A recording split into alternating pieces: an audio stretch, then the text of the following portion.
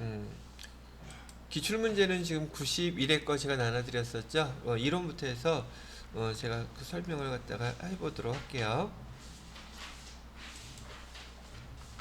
음흠.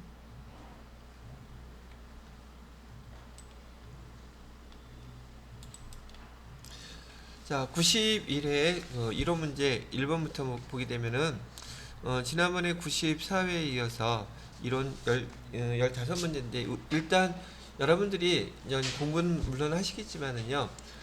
이론 문제 볼 때 이론 문제 1번부터 차근차근 다 풀라는 뜻은 아니에요.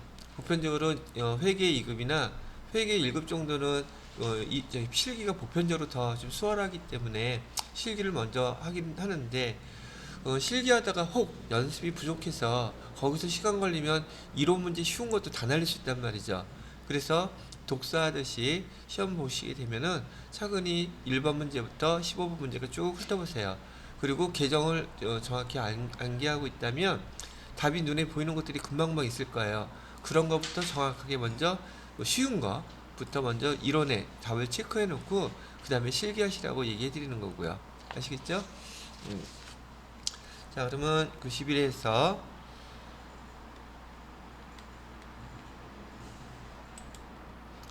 자, 이런 시험 보시게 되면 1번 문제부터 볼게요. 다음 자료에 의한 기말부채, 기말자본금 계산하면 얼마입니까? 라고 물어봤죠. 그러면 여기 우리 처음 기초 배울 때 제가 이런 거는 이렇게 계산을 한번 하시는 게 좋다고 얘기를 해드렸었어요. 뭐냐면은 저기 기초자산도 나오니까 우리가 배웠던 재무제표, 재무상태표를 두 개 그려 놓으세요. 하나는 기초고 하나는 기말이에요. 그래서 이렇게 그려놓고 처음에 배우실 때는 제가 해드렸던 게 제일 그나마 여러분들한테 정확하게 계산할 수 있는 것들이기 때문에 이렇게 정리를 해두시는 게 쉬울 거란 얘기죠. 자, 그래서 여기 재무상태표에서 얘는 기초고요. 얘는 기말이에요. 그 다음에 얘는 손익계산서를 나타내는 것이고요. 그러면 여러분이 기본적으로 배웠던 여기 재무상태표에 자산, 부채, 자본, 기말에 자산, 부채, 자본, 이거는 어렵지 않죠. 그 다음에 손익은요, 차변에 비용, 대변에 수익 이렇게 쓸 거잖아요. 자, 주어진 자료 제가 어떻게 쓰나 보세요. 기초자산이 60만 원이라 그러면 얘 어디다 써야 되는지 알아야 된다는 얘기죠. 그럼 여기다가 기초자산인 거 60만 원 이렇게 쓰시면 돼요. 그 다음에 또 기말자산은 얼마래요? 기말자산은 어디다 또 쓰는지 알아야 되죠. 기말자산은 여기다가 80만 원 이렇게 쓰란 얘기죠. 기초부채는 얼마래요? 기초부채는 20만 원이면 여기다 써야 되겠죠. 여기다 20만 원 이렇게 쓰고 그 다음에 총수익은 얼마래요? 90만 원. 총수익은 이것도 마찬가지로 계정의 자리를 알아야지 이거 쓰지. 모르면 이거 쓸 택이 없죠. 그 다음에 마지막 뭐 있어요? 총비용은 얼마래요? 총 비용은 70만 원이래요. 그죠? 자, 이렇게 다 주워놓고 지금 여기서 요구하는 답은 어디 걸 물어보고 있느냐 하면 기말 부채 물어보고 있죠. 기말 부채는 여기에 들어갈 금액이 얼마냐고 물어보는 거고요. 또 하나는 기말 자본금 여기 거 물어보고 있죠. 그죠? 이거 구하는 걸 어떻게 구하겠느냐는 얘기예요. 그럼 구할 수 있는 것부터 이제 파란색으로 구해볼게요. 이거는 여기 기초에서 기초 자산이 60만 원이고 기초 부채가 20만 원이라면 기초 자본은 얼마가 되겠어요? 이거는 너무 쉽게 알 수 있죠. 그죠? 자, 그다음에 또 우리가 알 수 있는 거 여기 총 수익에서 총 비용을 빼면 여기 뭐가 계산된다 그랬어요? 당기 순이익이 계산된다 그랬죠. 그죠? 20만 원 됐어요. 자, 그러면은 여기 기말 자본이라고 얘기하는 것은 제가 뭐하고 뭐하고 합친 게 기말 자본이라 그랬어요. 지금 기초 자본금하고 당기 순이익하고 합치면은 얘가 기말 자본금이 돼요. 얘기 있었죠. 그럼 기말 자본금은 얼마가 되겠습니까? 여기 60만 원 이렇게 되잖아요. 그러면 기초 부채 여기 기말 부채는 얼마가 되겠어요? 20만 원 되죠. 저는 여기 지금 이거 마우스로 움직이면서 쓰니까 좀 바쁘겠지만 여러분들은 이렇게 제가 이런 문제 풀 때 세 개를 그려놓고 빈칸 채우기만 하시면 돼요 그랬죠. 그럼 이 문제는 난이도가 높지가 않았던 문제죠. 왜냐면 회계 원리 배울 때 회계 2급 배우면서 가장 첫 번에 배웠던 것들이니까. 되셨나요? 그러면 답은 기말 부채 기말 20만원 60만원이겠죠. 답은 2번이 되겠네요. 그죠? 되셨어요? 자, 그 다음에 2번. 다음 재무상태표에 포함되어야 될 사항이 아닌 거 물어보고 있네요. 자, 그러면 이것도 제가 재무상태표 있을 때 꼭 써야 되는 거 뭐뭐 쓴다 그랬었어요? 그죠? 그러면 여기는 재무상태표는 일정 시점이 들어간다 그랬었죠. 그래서 재무상태표에 들어갈 사항은 우선 맨 왼쪽에 제가 땡땡 회사라고 썼었죠. 그죠? 그래서 땡땡 아니고 이거 아니에요. 땡땡 회사. 그다음에 여기는 일정한 날짜가 들어가 일정 시점이 들어가야죠. 예를 들어서 2020년이라면 어 뭐야 2021년 뭐 1월 1일이라든지 12월 31일이라든지 그다음에 맨 오른쪽에는 뭐 적으라 그랬었죠? 단위 적어야 된다 그랬죠. 그다음에 보고 통화 적으라 그랬었죠. 그게 이제 원이라 그러면 이렇게. 자, 요거 위에 있는 거 좀 물어본 거잖아요. 여기 재무상태표에 포함되는 사항 아닌 거. 첫 번째, 여기 기업명 들어가야 되죠. 두 번째, 금액의 단위 들어가야 되죠. 그다음에 보고 통화가 뭐예요? 원이잖아요. 그죠? 원 들어가야 되고 회계 기간이 들어가야 돼요. 일정 시점이 들어가야 돼요. 일정 시점은 아니 여기 회계 기간 아니니까 이런 문제는 보시면 금방 답 체크할 수 있죠. 그러면 문제 읽는데 시간도 안 들어가고 답은 정확하게 체크할 수 있고 이런 문제 풀라고요. 자, 그 다음에 3번 문제 보시게 되면 다음 계정 과목들 중에서 성격 다른 거 물어보고 있네요. 자, 그러면 지금 가지급금은 어디 계정이에요? 가지급금 자산 계정이에요. 미지급금은요? 부채 계정이에요. 선수금은요? 부채 계정이에요. 외상매입금은 그 세 개가 부채고 얘가 가지급금이 자산이니까 얘가 답이네요.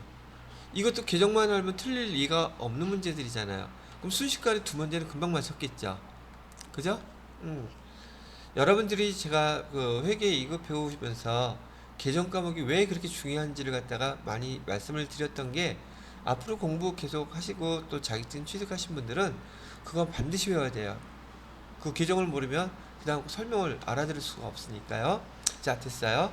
4번 다음 페이지로 넘어가 볼게요. 4번 문제를 보게 되면 외상매출금 현금 회수액이 얼마냐고 물어보고 있네요. 그럼 얘는 또 뭘 또 그려야 되느냐 하면 지금 이렇게 해서 외상매출금이라는 총계정원장을 그려야 돼요.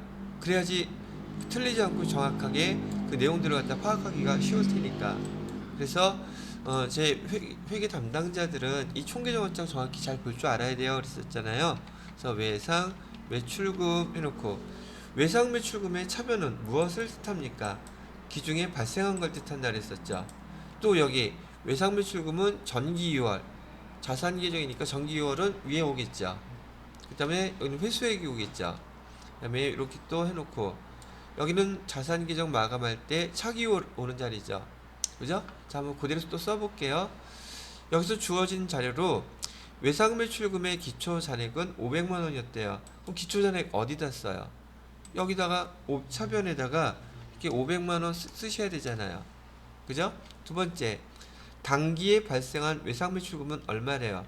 단기에 발생했다면 외상 매출금이 증가했다는 뜻이겠죠? 그래서 발생액은 차변에다가 기록합니다. 그래서 발생액은 여기다가 얼마라고 적는다? 1,300만 원 이렇게 적어주시면 돼요. 그 다음에 외상 매출금 기말 잔액은 얼마래요? 300만 원이라 그랬죠? 기말 잔액은 여기다 적어주면 되잖아요. 그럼 여기다 300만 원 이렇게 적어주시고요. 자, 그 다음에 단기에 외상 매출금을 받으럼으로 대체한 금액이 1,000만 원이라고 얘기한다면 외상 매출금은 증가했겠어요? 감소했겠어요? 외상 매출금은 감소하겠죠. 그게 대신에 뭘로 바뀌었을 뿐이고. 그럼 여기서 감소한 금액은 1,000만 원이 외상 매출금이 감소한 걸 이렇게 지금 알려주고 있는 거잖아요. 그죠? 차변과 대변의 합계 금액은 일치해야 되죠. 차변은 지금 금액이 얼마인가요? 1,800만 원이죠. 차변의 합계 금액은 1,800만 원. 대변의 합계 금액은요. 1,300만 원. 500만 원이 지금 차이 나오고 있네요. 500만 원은 뭐라는 뜻이에요? 이거는 회수가 됐던 금액이겠구나. 이렇게 판단할 수 있다는 거죠. 그래서 여기 회수한 금액은 500만 원이 외상매출금을 회수한 거예요. 이렇게 계산한다는 얘기죠. 지금 제가 뭐 다른 거 있나요? 그냥 그려놓고 거기 칸에다가 숫자만 갖다 쭉 집어넣어 놨잖아요.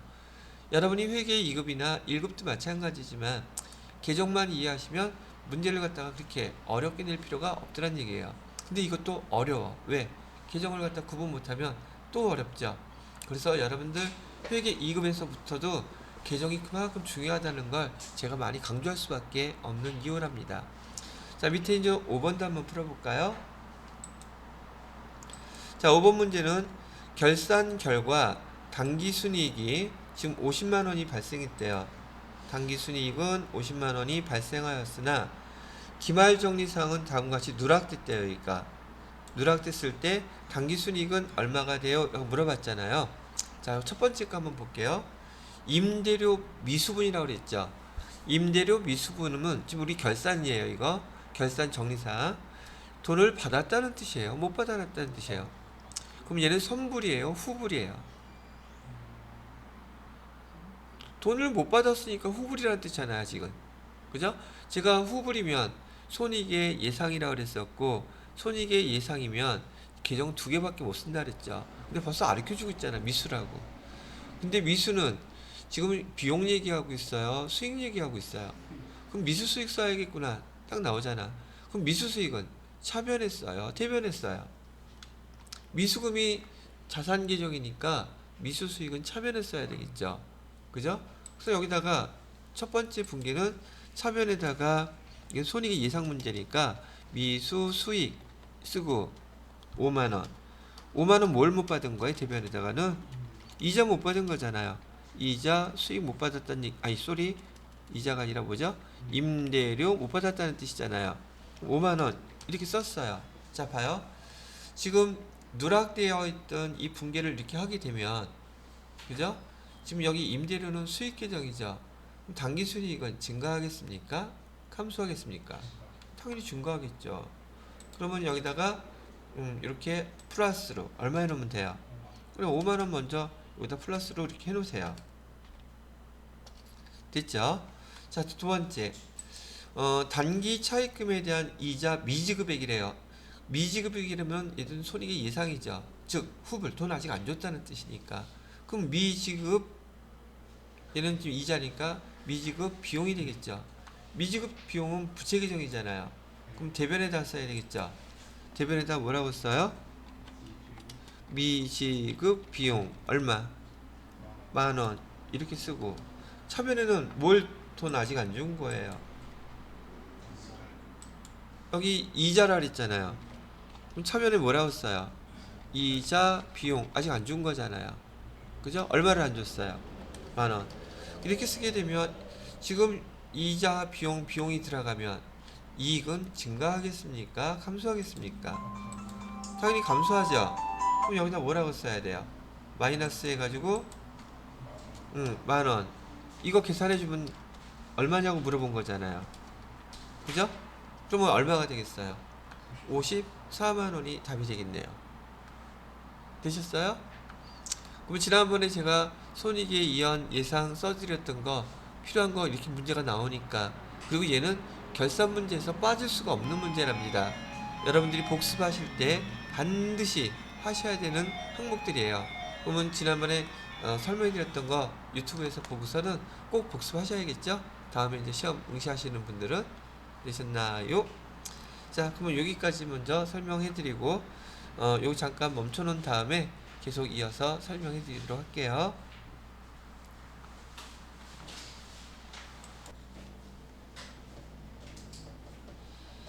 자, 6번 문제네요.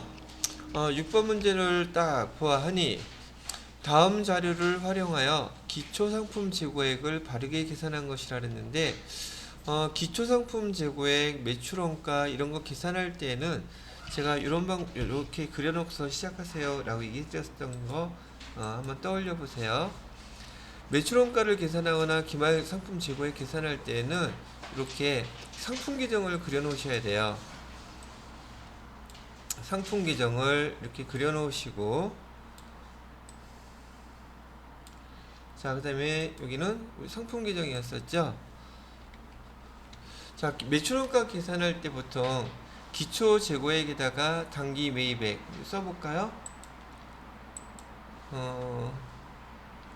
아니, 요 칸은 다 외우셨죠? 요 내용들은 써드려요? 여기가 기초 재고액, 여기는 단기 매입액, 그 다음에 여기는 기말 재고. 그러면 여기서 계산되는 것이 여기서 계산되는 금액이 매출 원가가 이렇게 계산되거든요. 매출 원가가 계산됩니다. 그럼 여기서 이제 주어진 자료를 갖다가 하나하나 매출을 시켜서 제가 써볼게요. 그럼 또 여기서 그려야지. 다시 요것부터 생각을 하시고,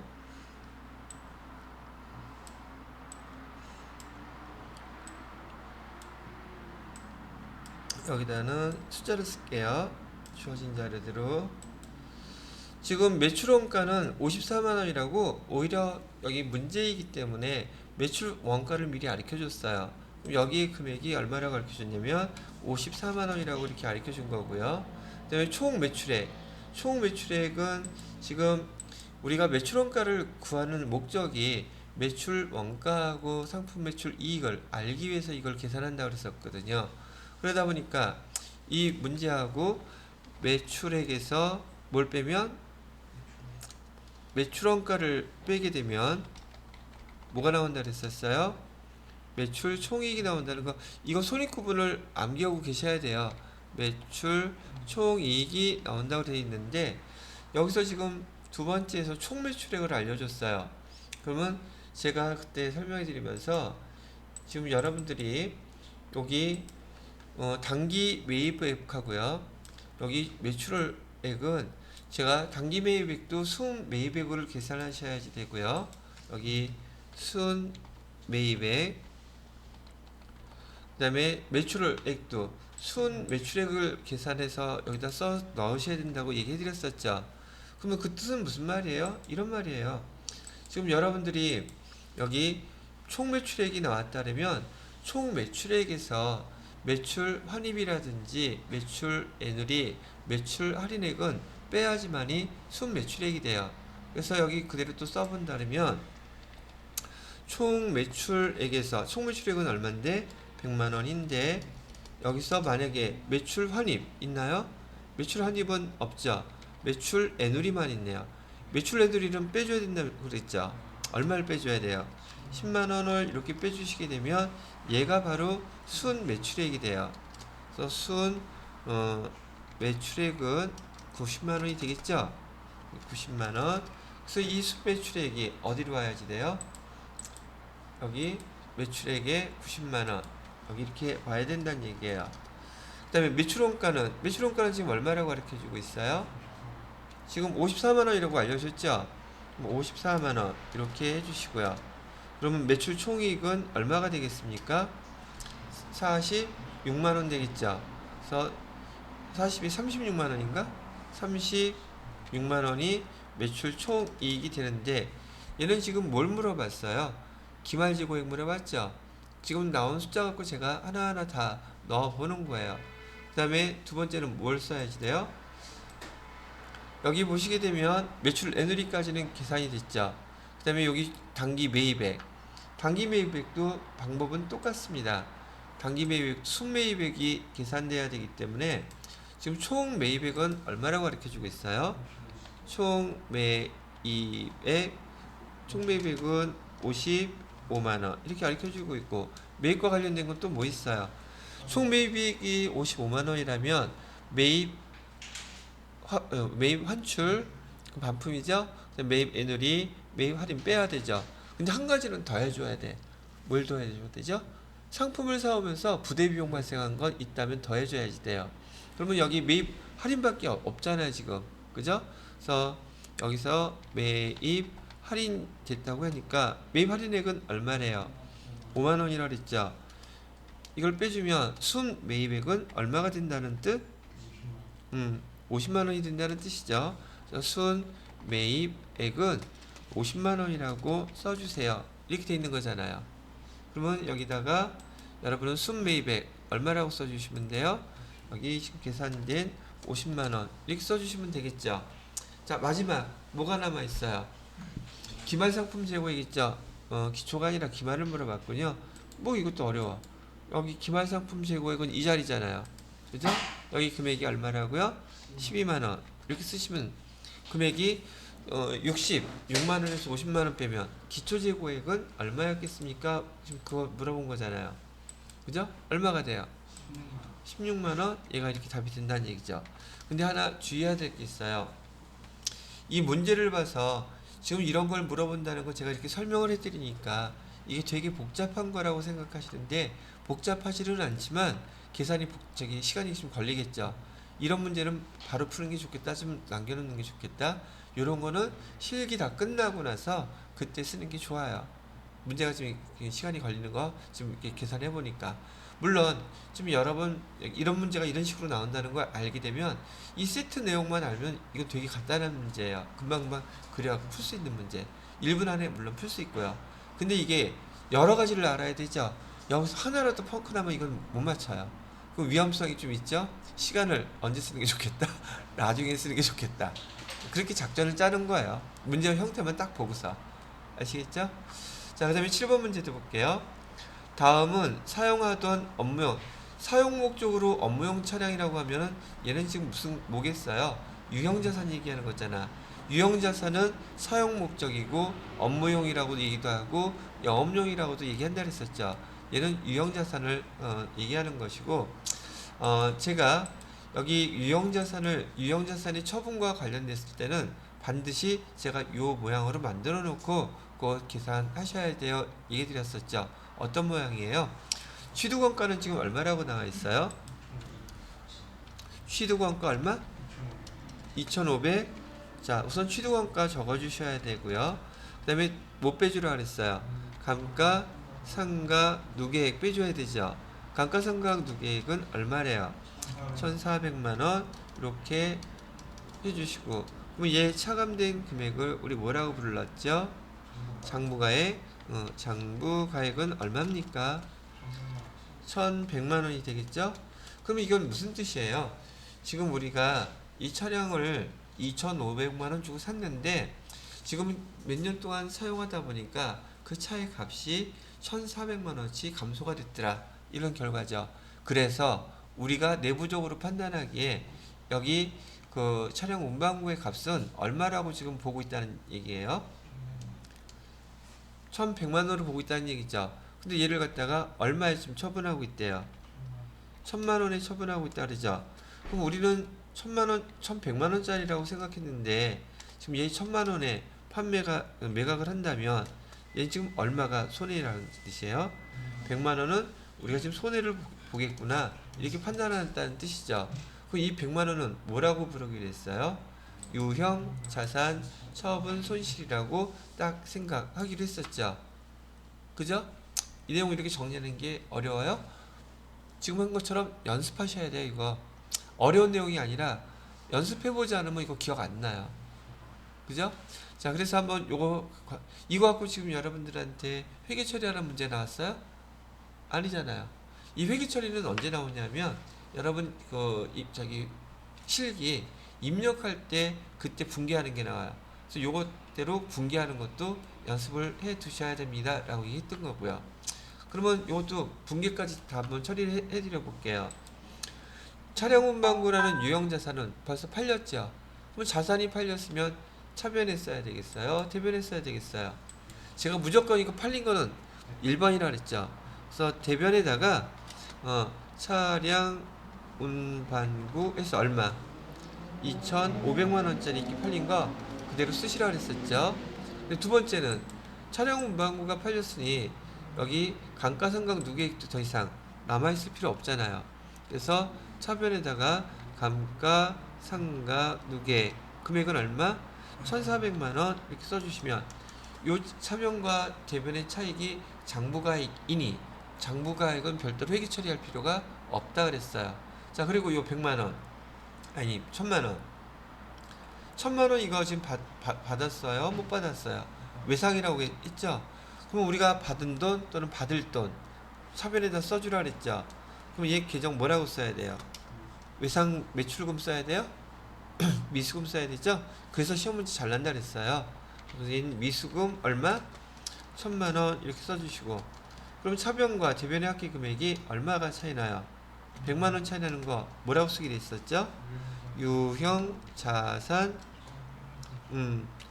처분 손실 100만 원 이렇게 쓰면은 아까 우리가 계산해 놨던 여기 유형 자산 처분 손실 얼마 나올 걸로 예상했어요? 100만 원하고 딱 맞아 떨어지죠. 이렇게 나오게 되면 아, 분계를 정확히 잘했구나 이렇게 판단하시라고 얘기해 드렸죠. 이렇게 해서 이게 한 세트 문제예요. 물어볼게요. 여기 문제를 읽어볼게요. 자, 이 차량의 장부가액은 얼마입니까? 장부가액 물어봤어요.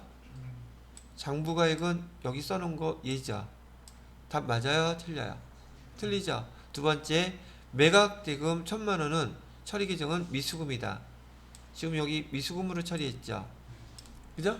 그럼 2번은 맞는 거네요. 자, 3번.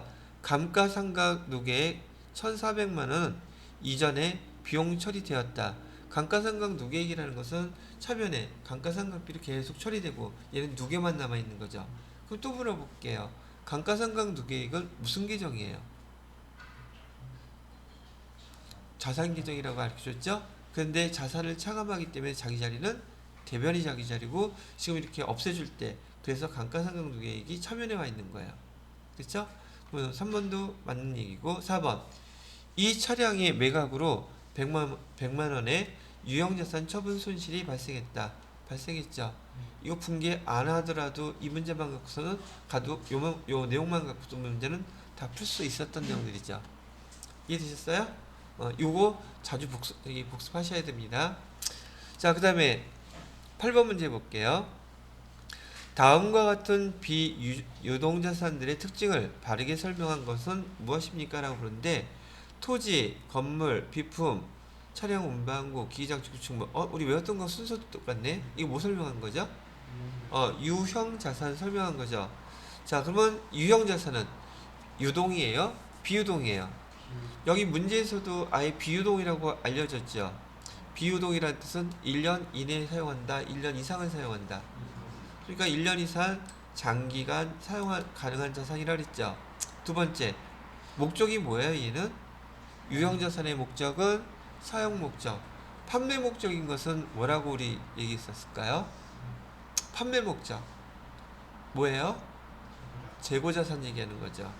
여봐요. 시험 문제에서는 이런 문제 나오는 것들이 우리 수업할 때 나왔던 내용들 그렇게 고스란히 나온단 말이죠.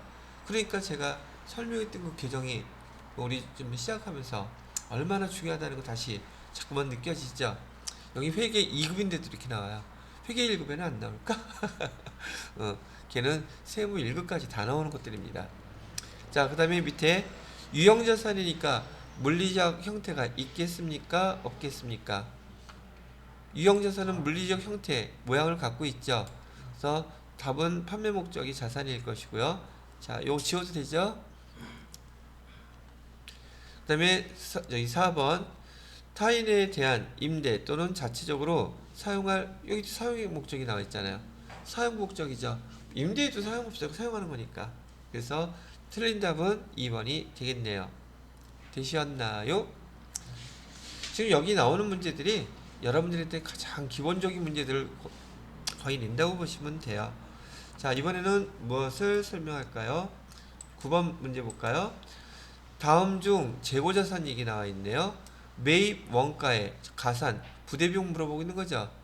상품을 매입할 때 매입하는 부대비용에 해당되는 거 어떤 겁니까? 라고 물어보면 그 재고자산을 샀기 때문에 발생하는 비용들은 다 부대비용이죠. 그러면 매입 운임은 우리가 첫 번째 배웠던 거니까 부대비용으로서 여기 재고자산에 포함시켜줘야 되죠. 두 번째 매입 보험료는 얘도 보험료를 왜 내겠어요? 중간에 오다가 상품 어떻게 난리 나면 큰 소리 나니까 보험 가입해야 되니까 부대 비용이 되겠죠. 매입 하용료, 매입해갖고 배에서 뭐 내린다면 그것도 해결됐죠. 매입 할인은 매입 할인이 매입 원가는 차감 항목이죠. 얘는 가산 항목이 아니라 얘는 차감 항목. 아까 얘기했던 총 매입액에서 빼줘야 되는 거 세 가지 있었죠. 자, 그러면 얘를 제가 이렇게 한번 정리해 드려도 되겠네요. 재고자산의 가산 항목은 세 가지. 얘는 재고자산에다가 플러스 해야 되는 가산 항목. 가산 항목이 다른 말은 우리가 배웠던 대로 부대 비용이에요. 이렇게 얘기하는 것이고요. 얘는요, 재고자산에서 차감 항목이죠. 얘는 재고자산 차감 항목이고요. 차감 항목에는 뭐뭐 있었어요? 매입 할인뿐만이 아니라 매입 애누리도 있었죠. 그래서 매입 애누리도 차감 항목. 또 뭐도 있었어요? 그렇죠. 매입 환출도 차감 항목이에요. 그럼 요거 갖고 여러분이 잘 정리만 하시면 시험 문제 보는데 별 지장 없어요. 매입 할인 요 항목도 아니 왜 할인이 아니라 매입 환출이 되죠. 여기 매입 환출 반품이라는 얘기니까 여긴 차감 항목들이에요.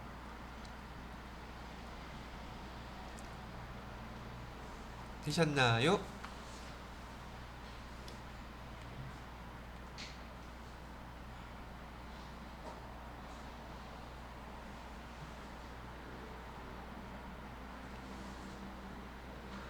자, 보시죠.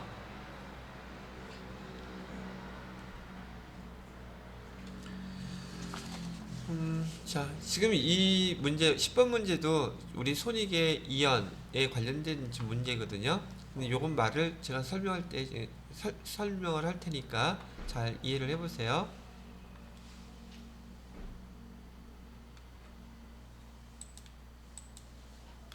자, 이 말은 뭐냐면, 지금 우진상사의 기말이라 그랬어요. 기말 재무상태표에 계상되어 있는 미지급 보험료는 지금 10,000원이 있대요. 기말이라 그랬어요. 그 기초는 없다고 가정을 하고요. 그러면 미지급 보험료, 미지급 비용이에요, 사실은. 미지급 보험료가 10,000원이 이렇게 되어 있대요. 그리고 단기에 발생돼서 손익계산서에 계상되어 있는 보험료가 40,000원이 있대요. 손익계산서에 지금 비용으로 보험료라고 지금 금액이 들어가 있는 거는 40,000원이 이렇게 있다는 얘기죠. 그러면 얘를 이렇게 생각해 보시죠. 지금 보험에 가입할 때 보험료 40,000원을 냈어요.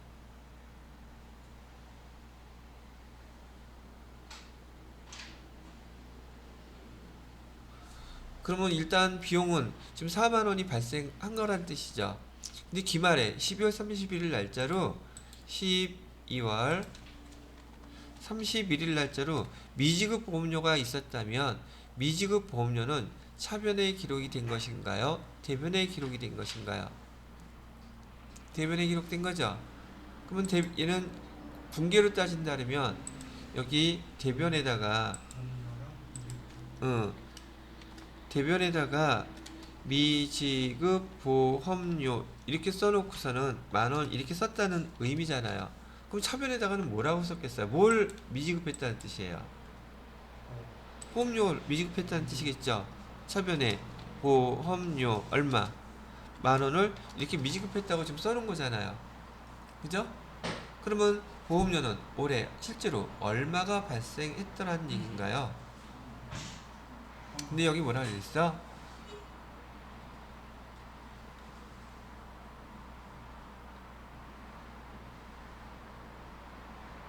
답이 없잖아.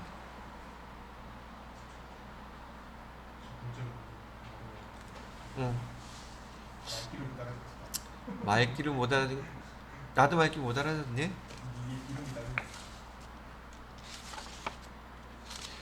문제를 한번 보고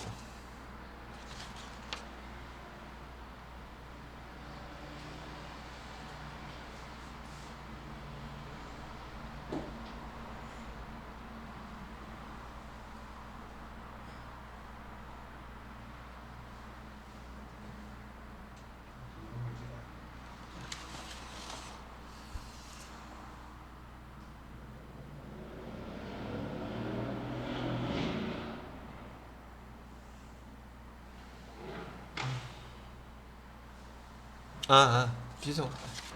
제가 말을 잘못했어요. 자, 봐요. 문제는 제대로 설명했네요. 깜짝 놀랐네. 자, 이게 말 뜻이 뭐예요? 말이 어려운 건 맞아요. 자, 봐요. 다시.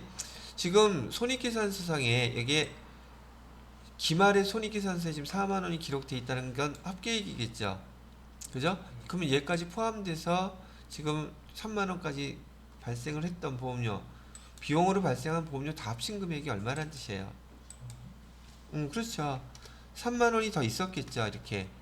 그래서 보험료 여기 나간 거 만 원하고 여기 뭔가 보험료로 나갔던 금액이 3만 원이 있었어 가지고서 12월 31일 날 지금 보험료로 계산된 금액이 합계 금액이 얘 포함해서 손익계산서에 4만 원 이렇게 나와 있는 거예요. 이해되시죠?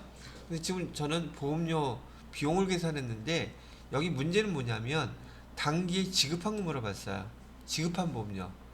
그러면 총 보험료가 발생한 것은 4만 원이 발생했는데 지금 미지급 보험료가 만 원이 있었다면 단기 지급된 보험료는 얼마겠습니까? 이거 물어본 거예요. 그럼 얼마를 냈겠어요? 만 원은 지금 총 기말에 손익계산서의 비용이 4만 원 있고 그 중에 만 원은 아직 이렇게 뭐 지급 안 했다고 미지급 보험료 처리를 했으니 지금 단기에 지급한 건 얼마였겠어요? 그거 물어본 거잖아요. 그럼 3만 원을 지급했겠죠. 그리고 만 원은 아직 지금 못했다는 뜻이고요. 근데 말은 어렵네요. 그래서 이거 생각하다가 어떻게 하면 좋겠다? 빨리 찍으면 좋겠다. 하다 모르겠으면 어떻게 한다? 여기 시간 많이 걸리는 거 그건 손해예요. 그러니까 이런 거 하다가 정 안 되겠으면 잽싸게 하는 걸로 넘어가세요. 지금 여기 10번 문제까지 풀었죠? 자, 이제 11번 문제도 풀어볼게요. 자, 11번 문제. 다음 중 자본금 계정에 차변에 나타나는 것은 물어봤어요. 자본금 계정이 차변에 나타난다는 뜻은 자본이 증가한다는 뜻이겠습니까? 감소한다는 뜻이겠습니까? 당연히 자본이 감소한다는 뜻이겠죠. 그죠? 그럼 자본이 감소하는 걸 찾아볼게요. 자, 1번. 현금 500만 원을 출자하면 출자는 자본금을 내놓는다는 뜻이죠. 그럼 자본금이 증가하겠어요? 감소하겠어요? 당연히 증가하겠죠. 그럼 여기는 플러스가 되니까 대변에 나타나겠죠. 그죠? 자, 두 번째. 기중에 현금은 500만 원을 추가 출자하다. 추가 출자에도 출자 자본금이 증가한다는 뜻이에요. 그럼 얘는 차변에 나타나겠어요? 대변에 나타나겠어요? 얘도 대변에 자본금이 나타나겠죠. 자, 다음에 세 번째. 기말 결산할 때 인출금 300만 원을 정리하다.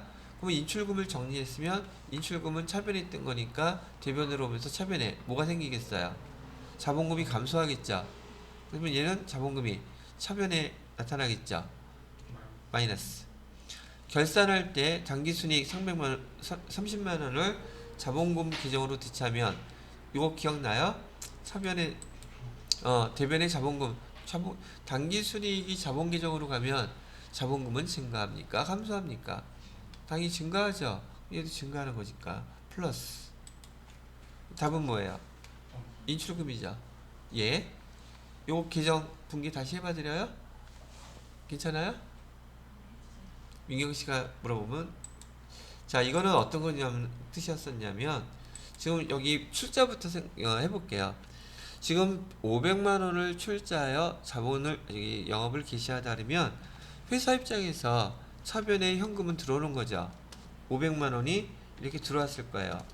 근데 출자라는 뜻은 대변에다가 자본금 이렇게 쓰기로 했던 거였었잖아요. 이거 금방 알아들으시네요.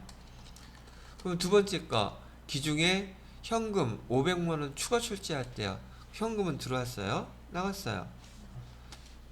추가 출자했다는데 현금 추가 출자했다는 것은 자본금을 또 내놨다는 뜻이에요. 그러면 현금은 들어온 거예요? 나간 거예요? 현금이 증가해요? 감소해요? 현금 또 500만 원 이렇게 증가하겠죠? 추가 출자라고 했어도 마찬가지로 출자하고 똑같은 의미니까 대변은 또 뭐라고 쓰셔야 돼요? 자본금 이렇게 쓰셔야 되죠. 자, 500만 원 이렇게 써요. 자, 그리고 이번에는 3번을 설명하기 위해서 제가 중간에 거래를 하나 임의적으로 넣어볼게요. 자본금을 추가 출자해도 자본금은 증가하지만 여기는 개인회사, 개인기업이기 때문에 사장님이 개인 목적으로 돈을 쓸 수 있어요, 없어요? 있죠. 그래서 돈을 갖다가 100만 원 가져갔다고 쳐요. 그러면 여기 자본금은 저기 중요한 계정이라서 아무 때나 쓰지 않고 개인 목적으로 돈을 사장님이 가져갔을 때 자본금이란 용어 계정 대신에 인출금 이렇게 씁니다. 얘기했었죠. 그래서 얘를 제가 얼마 빼낸다 그랬어요? 300만 원을 이렇게 빼갔어요. 현금으로. 대변에는 뭐라고 써줘야 돼요? 현금 이렇게 써야 되겠죠. 300만 원.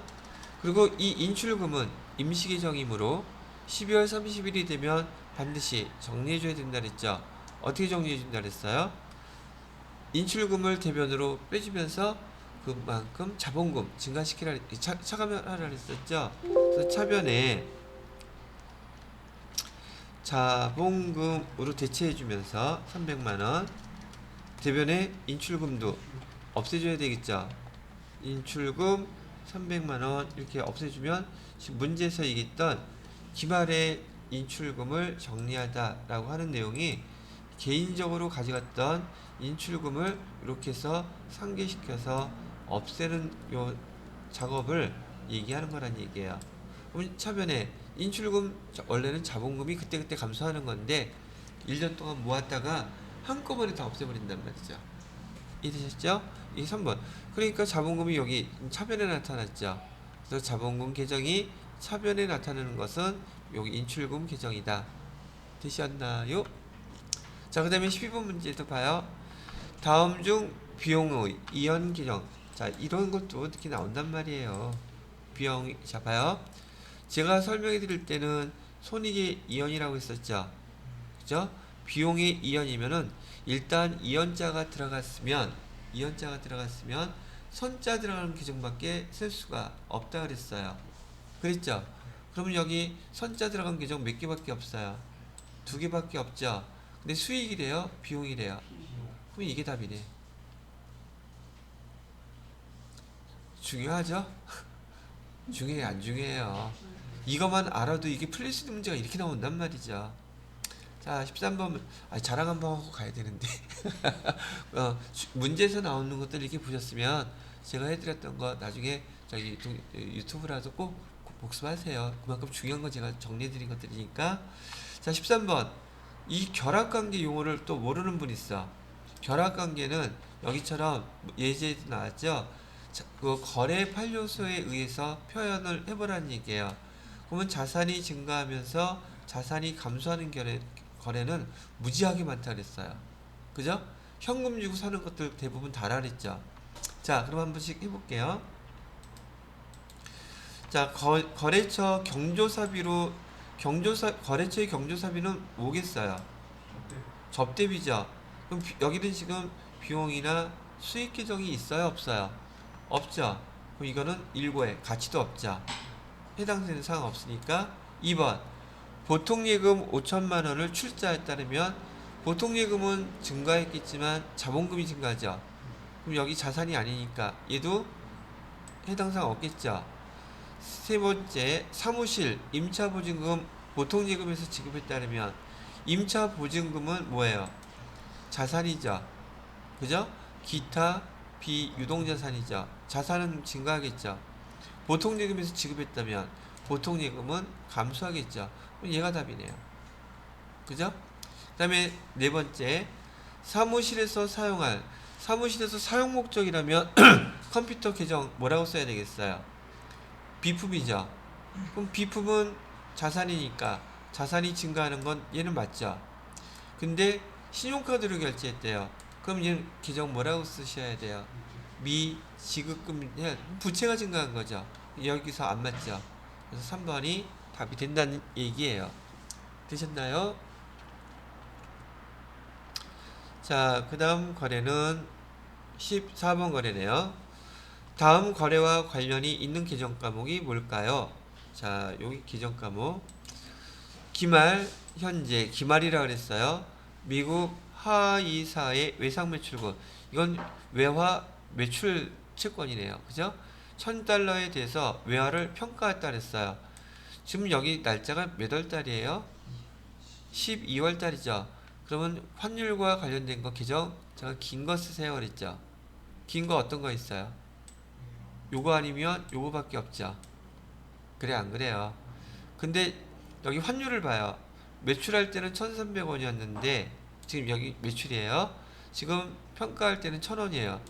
내가 매출할 때는 1,300원 받을 거라고 계산했는데 지금 1,000원밖에 못 받죠.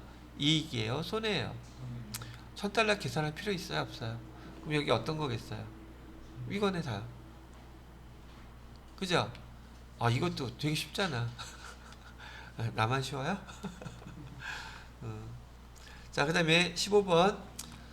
다음 중 대여금에 관한, 대여금은, 지금 여러분 대여금 그러면, 아이고, 이건 문제가 좀 여러분들한테 어려울 수는 있겠네요. 자, 요거부터 기억해 보세요. 우리 매출 채권에는 뭐뭐 있었어요? 외상, 매출금이 있었죠? 그 다음에 또 뭐 있었어요? 받을 어음이 있었죠? 그죠? 그 다음에 밑에다가 기타 채권에는 뭐뭐 있었죠? 여기는 미수금 있었고요. 또 선급금 있었죠. 선급금 있었고 제가 깍두기로 하나 더 있어요 그랬었죠. 그게 대여금이었었죠. 단기대여금 같은 거. 자, 이렇게 구분이 되는데 여기서 보시게 되면 다음 중 대여금에 대한 대손상각비를 판관비 항목에 포함하여 처리하였을 경우 기업회계 기준으로 판단할 때 손익계산서에 미치는 영향으로 옳은 것은, 여기 거창하게 물어봤죠. 여러분이 지금 이거 문제 풀기에는 난이도가 좀 어려워요. 근데 설명을 안 한 건 아니지만 여러분이 알아들을 수 있는지 없는지 한번 비교해 보세요.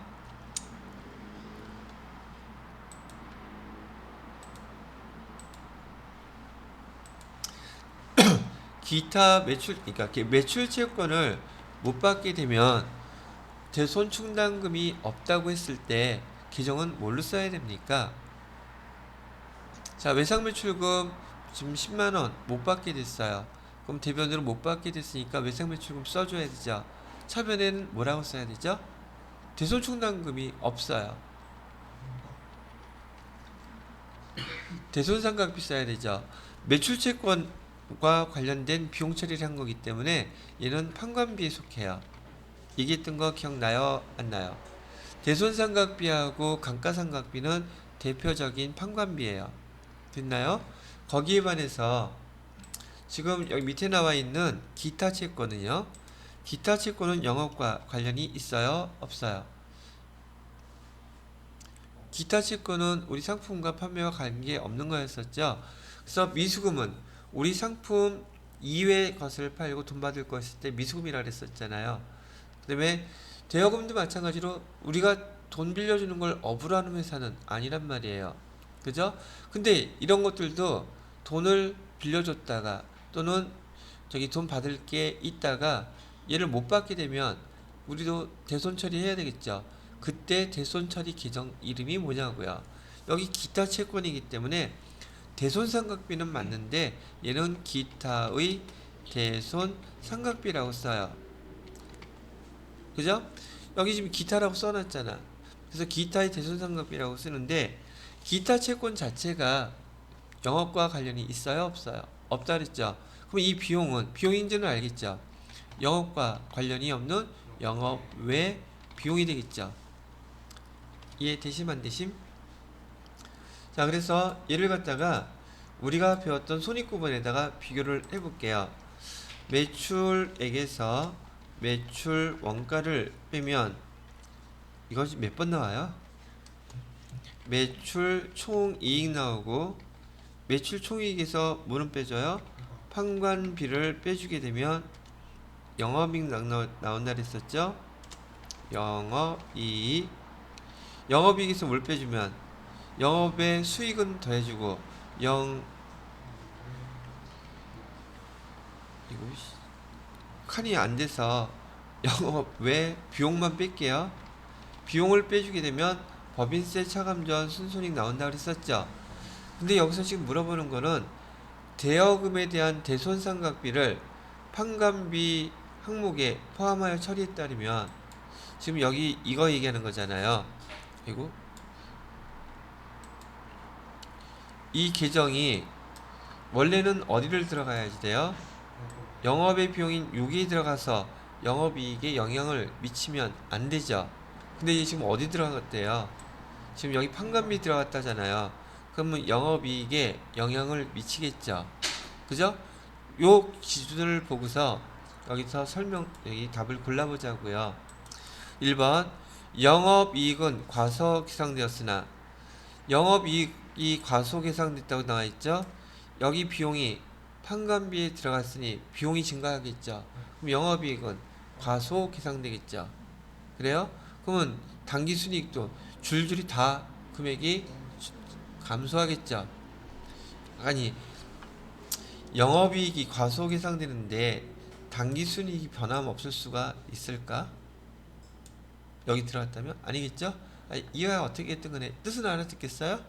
오케이. 두 번째, 기업의 매출 활동 결과인 매출 총이익에 여기에 영향을 줘야 안 줘요? 안 주죠. 그래서 영향을 미친다? 그럼 얘도 이거 고르면 미치는 거죠. 안 미쳐요. 틀렸어요. 그 다음에 3번 기업 회계 기준에 따라 정상 처리되었다. 기타의 그 대손상각비가 판관비 맞아요? 틀렸죠. 얘는 뭐 해야 돼요? 그러면 기업 회계 기준에 따라서 처리한다면 얘는 판관비가 아니라 영업외 비용이 돼야 되겠죠. 그럼 제대로 처리가 안 된대요. 당기순이익 계산에 영향을 미친다. 여기에 들어갔으니 당기순이익은 당연히 변동되겠죠. 그러면 여러분이 고르더라도 물론 이 문제는 제가 말씀드린 여기 여러분이 파악하기가 좀 어려운 문제예요.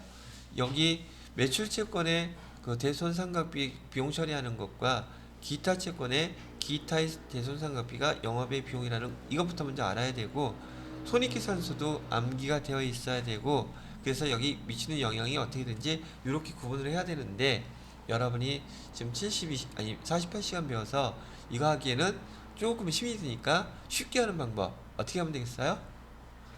찍으면 돼요. 그리고 찍을 때도 어떻게 찍어야 돼요?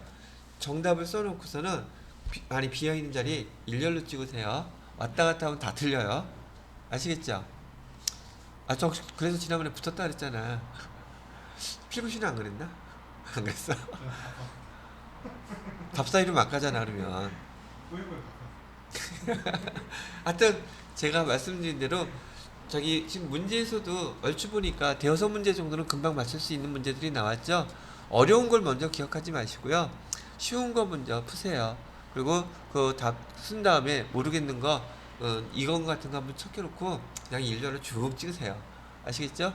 칸수가 제일 적은 거. 자, 그래서 지금 여러분들한테 91회에 대한 이론 문제 15번까지 쭉 한번 설명을 드렸고요. 일단 얘는 잠깐 멈추도록 하겠습니다. 새로 가니까 확실히 안 멈추는데?